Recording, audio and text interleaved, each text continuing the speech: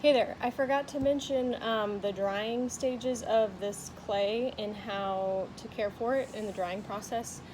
So when you just rolled a slab and you want it to get leather hard, you need to budget in checking in on it probably every half hour for 3 hours. That would be in a work environment that has very little airflow. If you have a lot of airflow, like you're working outside or you have windows going or fans are going crazy inside, it would take less time. So the key with clay, anytime you have it unwrapped and exposed to the air, you have to monitor it.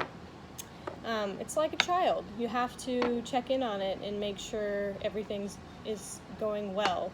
And it does have a lot of needs. So if you start to see cracking or drying out, like whiter color on the edges of clay where it's drying, it's drying too fiercely on the edges. If you have it outside and you have a lot of airflow, what's going to happen is the edges will dry out first, and then they will become more brittle and dry, of course, and then crack because they're actually shrinking. When clay shrinks, it actually, or when it dries, it shrinks, and then when it shrinks, if some of it is wetter, then it cracks. So that's what we're gonna have to manage, and that's part of the skill of learning clay. Every time you make something, you have to monitor a slow dry. We do actually want to create this situation so that we can get it dry enough to work on, I'd say, tomorrow. In that case, it's best to make the slab ahead of time and make several. If you need one, make 3. And if you have templates and you know how big, then that really helps.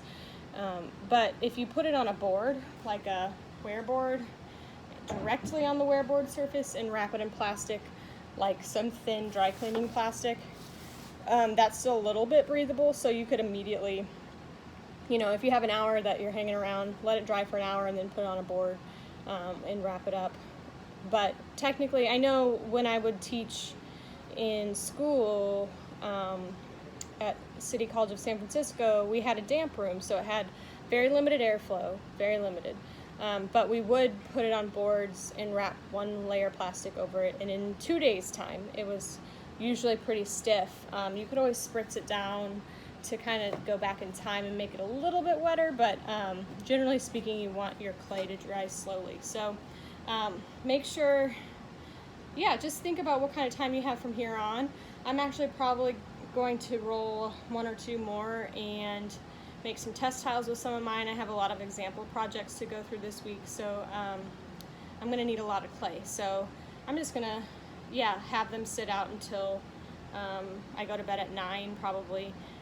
Well, that would be awesome. I mean, before I put things away before I go to bed at 9, or before I go to bed at 10, or whenever I go to bed. Who knows when I go to bed. So yes, it is important to wrap your clay up. On that note, you never want to leave your clay out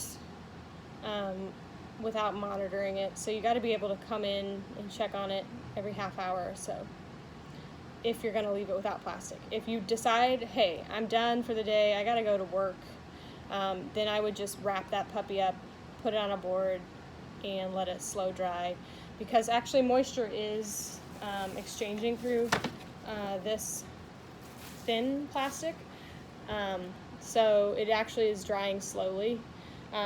Something like your clay bag is very stiff plastic and it's not porous, so your clay won't dry out within a year or 2 or 3 in that bag. So there's different types of plastic and porosity that each one has. Some of them are made of cornstarch, which aids in the porosity a little more. So you want to have perhaps a variety of types of plastic to try out the differences.